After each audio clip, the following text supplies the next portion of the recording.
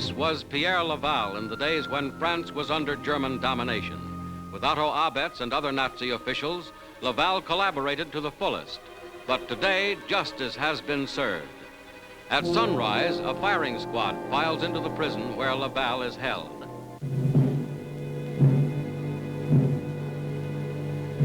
An empty hearse arrives. In the enclosed courtyard of the prison, Laval is led to face his executioners.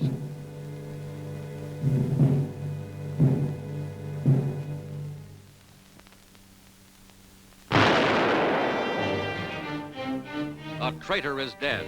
Pierre Laval now lies in an unhonored cemetery with his fellow criminals against mankind.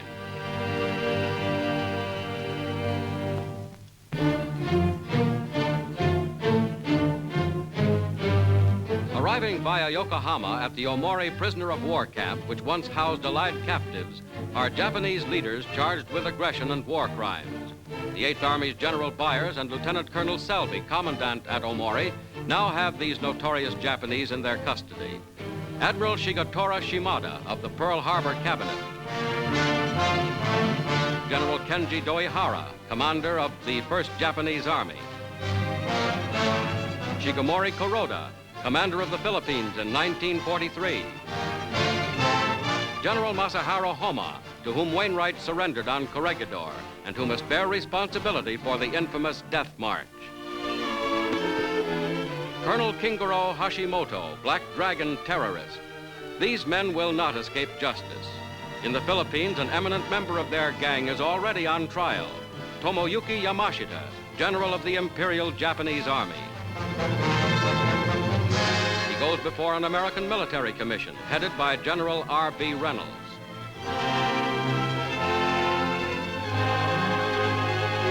Yamashita, with his American and Japanese defense counselors, hears the documented charges.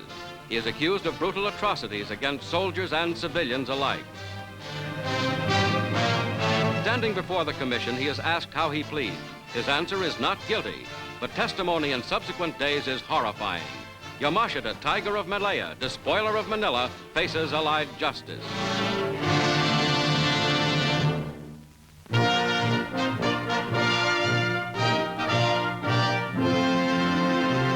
The United States Great Meeting of Labor and Management gets underway. Representing labor, Philip Murray, head of the Congress of Industrial Organizations. William Green, leader of the American Federation of Labor. John L. Lewis, United Mine Workers of America. Management is well represented at the conference. Eric Johnston of the Chamber of Commerce and Charles Wilson of General Motors. President Harry Truman opens the meeting. On this conference have been based many high hopes of the American people. Their eyes are turned here in the expectation that you will furnish a broad and permanent foundation for industrial peace and progress. This is your opportunity to prove that you can come to understanding and agreement without political or government pressure. The whole world now needs the produce of our mills and factories. Everything stands ready and primed for a great future.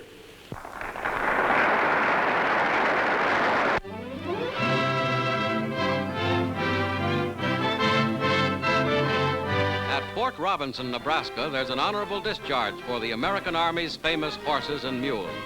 30,000 of them are on sale to the public. Broken as draft, pack, or riding animals, they're kept in constant training and condition for their future private owners. Teeth are checked regularly. For identification in the roundups, all animals are tattooed inside their lower lips, a painless substitute for the branding iron. Now the drive from summer pastures to winter feeding grounds. The four-footed hero of other wars passes from the scene of modern mechanized battle to America's farms and plains.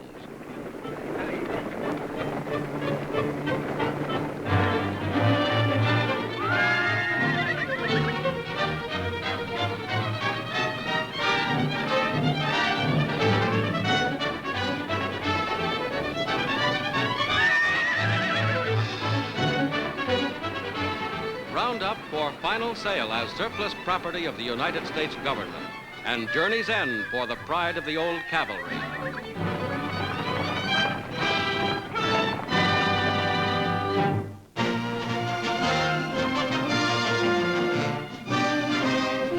British ships once more dot the harbor of Hong Kong, great port off the coast of China.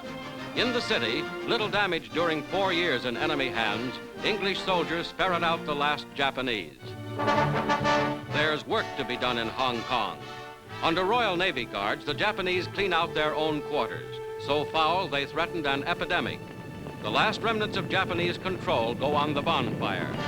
Soldiers of Nippon are herded to prison camps. Hong Kong resumes its 100-year-old role as a British Crown colony. At Tientsin, China, 1 million Chinese gather from early dawn to late at night to welcome the first United States Marines into the city. From their landing ships on the Pai River, the Marines get the warmest of greetings from an old ally against the Japanese.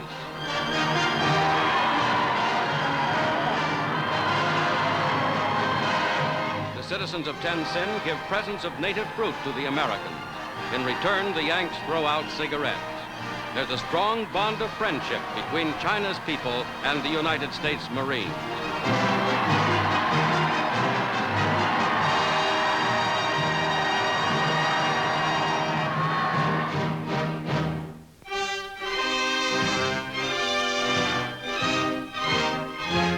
Allied air power almost completely destroyed Japan's mint. But now Japanese women pull from underground vaults the treasure of their defeated nation. $250 million in gold, silver, and platinum.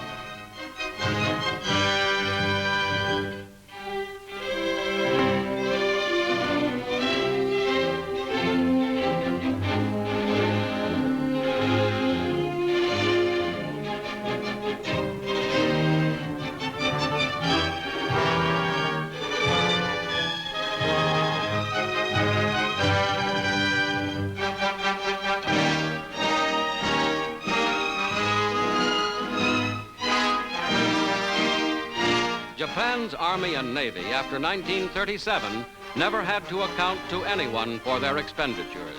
Under Allied supervision, their funds will not again finance aggression or conquest.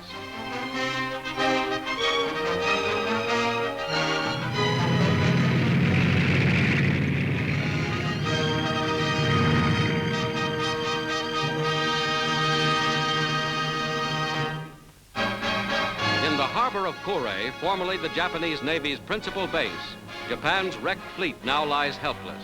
The inland sea was no refuge against Allied carrier-based planes. After the disastrous Battle of the Philippine Sea, the Japanese Navy, once the world's third largest, had virtually ceased to exist. 8 battleships, 15 carriers, 14 heavy cruisers, and numerous smaller craft, all were destroyed.